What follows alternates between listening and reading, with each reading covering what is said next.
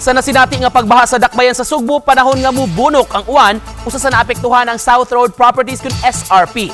Subay ni ini personal nga gisusi ni Cebu City Mayor Mike Rama ang drainage system sa dapit kundi nahimutang sa usa ka site development community.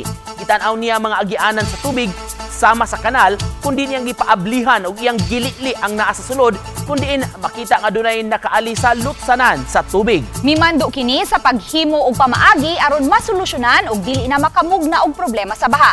Samtang nihimo na og konkretong pamaagi ang site developer pinaagi sa pag-redirect sa agianan sa tubig. Ang dakong volume sa tubig mo diretso na ngadto sa Inayawan Creek, inay mo padailos ngadto sa karsada sa SRP. Whether there is flow of water. Because once there's flow of water, it should be either coming from here, but cannot be coming from there, from wide cruise drainage. The construction is actually a 48 meters nga span of reinforced concrete canal, tapping City de Maricide to the open canal at PWRI nga area. So this will help us control the volume of water.